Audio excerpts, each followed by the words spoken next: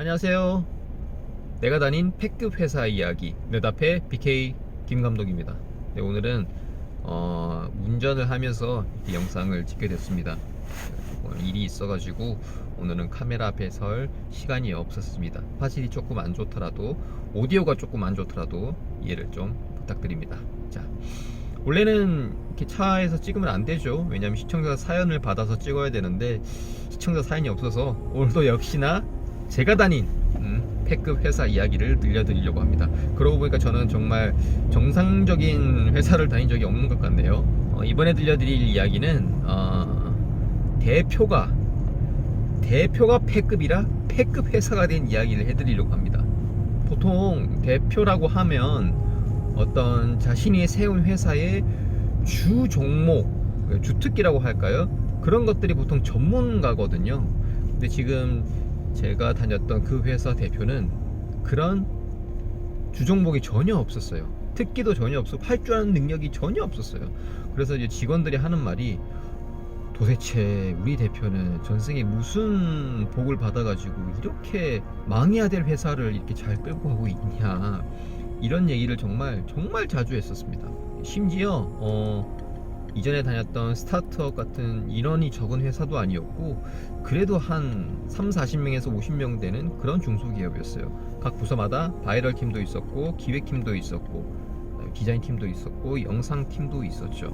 예, 이렇게 각 부서가 다 있는 그런 중소기업이었는데, 약간 대행사, 외주업체 이런 정도 되는 회사였는데, 제 대표가 그에 대한 능력이 전혀 없는 거죠. 영상, 디자인, 기획, 심지어 영업도 자기가 해오지도 않아요. 그러니까 그걸 타고난 거죠. 정말 회사가 어떻게 돌아가나 싶었어요. 한 번은 캠핑용품 업체에서 광고 영상을 만들어 달라는 오더가 들어왔었나 봐요. 그래가지고 이제 미팅을 가는데, 보통 대표라고 하면 이제 광고를 어떻게 찍을 건지에 대한 준비를 하라고 시키잖아요. 이 대표는 그런 게 전혀 없어요. 예를 들면 이제 기획팀장님이랑 이제 영상팀인 저랑 대표 3명이 가는데, 보통 대표를 하면 이런 의뢰가 들어왔으니 기획에 대한 프레젠테이션을 준비해라, 영상에 대한 프레젠테이션 혹은 광고 콘티를 좀 만들어 준비를 해라, 이렇게 지시가 있을 텐데 그런 게 전혀 없고, 이런 광고가 왔으니까 내일 가시죠, 이게 끝인 거예요. 그러면 본인이 이런 화려한 언변으로 영업을 해가지고 그 클라이언트 마음을 쏙 훔쳐야 되는데, 그런 일단 말빨이 안 돼요. 그냥 자기가 아는 얘기만 하는 거예요. 분명히 광고 영상을 만들어 달라고 했는데도 불구하고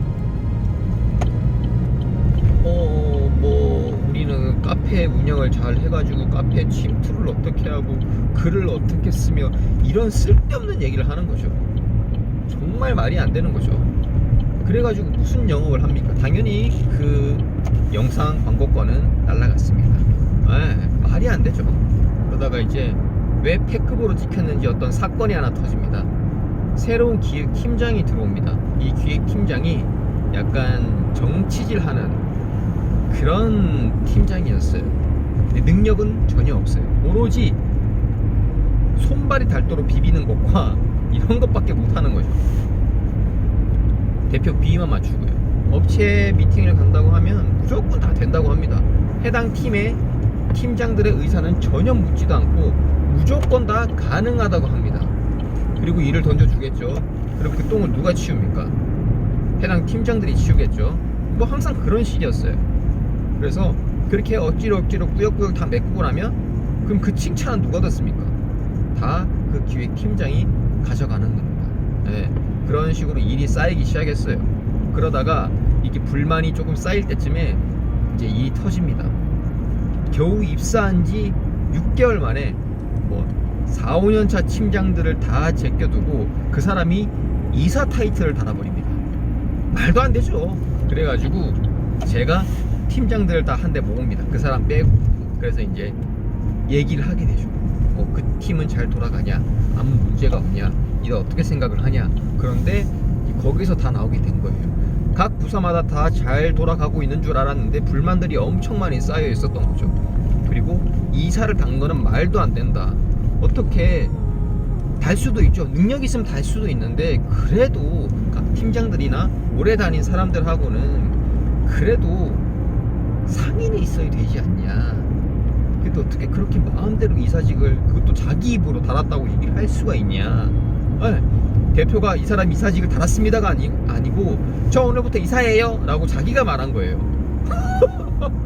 네, 그래서 이제 대표와 모든 팀장님들이 다 모여가지고 얘기를 합니다.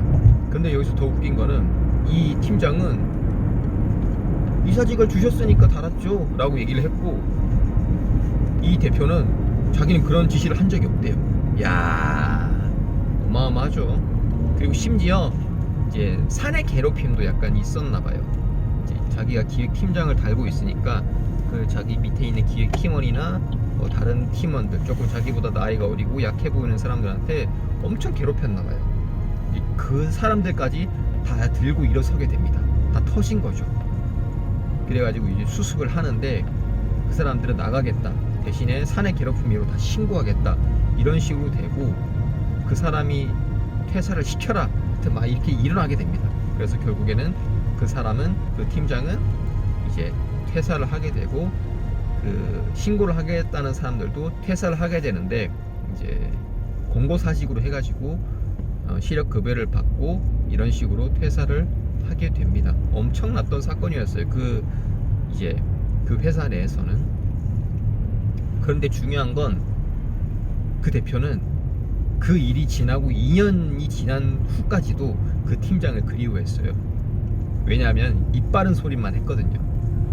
심지어 어떤 얘기까지 했냐면 이 대표는 아무 일도 하지 않으려고 해요. 그냥 돈 들어오면 돈 세는 것만 하고 싶은 거예요. 정말로 그랬어요. 그런데 자기가 해야 될 일들을 이 기획팀장이 해준다고 하니까, 그리고 한다고 하니까 이 대표는 얼마나 편해요. 자리에 앉아가지고 그냥 해주고 그냥 돈만 세면 되니까. 근데 이거를 기획팀장이 해준다고 한 거죠. 심지어 우리 대표님 제가 열심히 해가지고 건물 올려드릴게요, 우리 그 건물로 이사가요, 이런 얘기를 하니까 누가 안 좋아하겠습니다. 근데 밖에서 바라보는, 옆에서 바라보는 사람들은 그게 다 뻥인 걸 다 아는데 그 대표만 모르는 거예요. 눈과 코와 입과 뭐 하여튼 모든 구멍이랑 구멍을 다 막아버리고 입 바른 소리만 하니까 당연히 좋아하겠죠. 이렇게 정치질 하는 사람이 무서운 겁니다. 그래서 이제 그 대표가 저랑 뭐 한 2살밖에 차이가 안 났어요. 그래서 이제 얘기를 합니다. 대표님, 듣기 좋은 소리 하는 거 좋죠. 근데 그것뿐만 아니라 뒤에서 묵묵히 일하고 있는 직원들 생각해 주시라. 뭐 디자인 팀장님 돈 한 푼 안 받고 맨날 야근해 가면서 일하지 않냐. 잘한다고, 열심히 한다고, 고맙다고 얘기 한번 해주신 적 있냐? 없지 않느냐. 그런데 그분, 기획팀장 그분, 저랑 업체 이제 미팅 가면서 차 안에서 무슨 얘기 하신 줄 아냐. 저한테 기획서는 어떻게 써야 돼요? 라고 물었다. 아니, 기획팀장으로 온 사람이 기획서를 써본 적이 없는 사람이다. 이 말이 되냐. 말을 잘하고 듣기 좋은 소리 하고 업체를 그렇게, 업체한테 좋은 소리를 듣고 온다면 기획팀이 아니라 영업을 해야죠. 그렇지 않느냐. 이제 말을 하니까 그래도 그 사람에 대한 미련을 못 버려요. 그 정도로 신뢰해서 하고 있었던 거죠. 이미 가스라이팅 당한 거죠.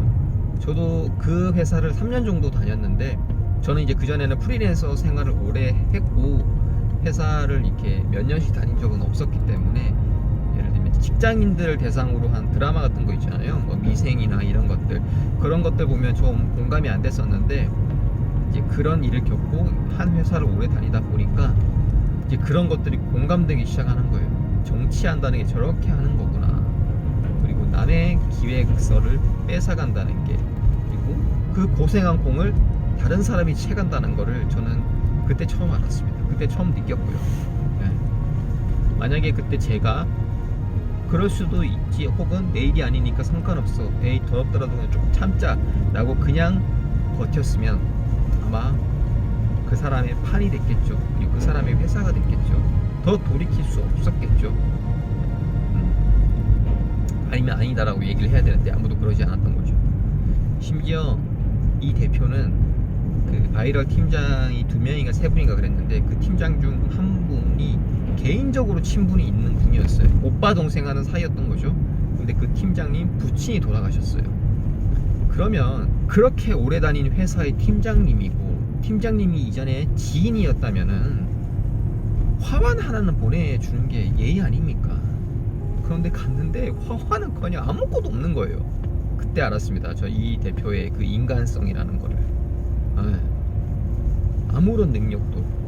그리고 마지막으로 어떤 일도 있었냐면, 한 업체에서 영상 의뢰가 들어와서 영상을 다 만들어줬어요. 그런데 대금을 못 받았나 봐요. 근데 그 못 받은 상태에서 또 다른 영상의 의뢰가 들어왔어요. 그러니까 이제 대표가 얘기를 한 거죠. 아니, 돈도 안 주고 또 어떻게 영상을 만들어주냐, 돈을 주셔야 영상을 만들어줄 수 있다고 얘기를 한 거죠. 근데 그거를 돈을 받으라고 저한테 얘기를 하는 거예요. 내가 무슨 수급하는 사람들도 아니고. 걔 전화를 했어요. 그랬더니 이제 그 클라이언트가 뭐라고 하냐면, 계좌번호랑 뭐 그런 걸 달라고 하는 거예요. 계좌번호를 모른다고요? 네, 계좌번호를 알려주셔야 저희가 입금을 해드리고 뭘 하죠 라고 하는 거예요. 그러니까 못 받았으면 언제까지 달라, 이런 얘기조차도 그쪽한테 못한 거예요. 얼마나 멍청합니까? 대단하죠. 그래가지고 제가 그거를 받아가지고 넘겨주고 돈까지 받아줬어요. 참 깝깝합니다. 그리고 능력이 없으면, 모르면 아예 맡기면 되는데 또 그것도 그러지도 않아요. 중간에 어중간하게 끼는 것도 있어요. 이제 영상팀 같은 경우에는 이제 이렇게 하다 보니까 어느 정도 체계가 잡히거든요. 그래서 요 정도는 얼마 단가, 요 정도는 얼마 기간에 얼마 단가, 이런 이제 체계가 생기는데, 예를 들어 독립영화를 찍으라고 돈을 줬는데 요구하는 거는 블록버스터 영화인 거예요. 그럼 말이 안 되잖아요.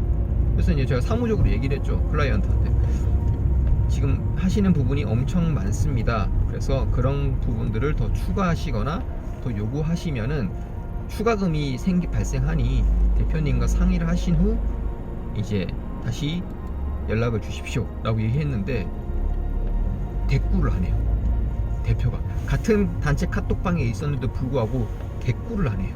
금액에 대해서는 제가 할 수 있는 부분이 아니거든요. 그죠? 대표가 혹은 영업한 사람이 가가지고 이제 그거는 설득을 하거나 상의를 해야 되는 부분인데, 이 대표 마인드는 당신이 영상 팀장이잖아. 그러면 당신이 알아서 다 해야지. 내가 대표도 아니고 내가 사장도 아니고 그것까지 내가 다 알아서 하면은 내가 회사를 차리지. 안 그렇겠어요? 그러니까 아예 그런 개념이 없는 사람이에요. 제가 다른 회사로 스카웃 아닌 스카웃을 당해가면서 그쪽이랑 이제 퇴사를 하게 됐는데, 그런 얘기를 나눴어요. 아예 그런 방향에 있어서는 이게 대화가 안 통하는 사람이, 그냥 자기는 무조건 팀장이 있고 하면은 그 모든 일을 다 팀장이 다 해야 되고 다른 사람이 다 해야 돼요. 자기는 앉아가지고 통장에 돈 들어오는 거 보는 사람인 거예요. 그런 마인드를 가진 대표였어요. 직원들이 대표 멱살을 잡고 제발 좀 가자 이런, 보통은 대표가 직원들 잡고 제발 좀 우리 회사 같이 끌고 가자 이래야 되는데 반대로 된 거죠.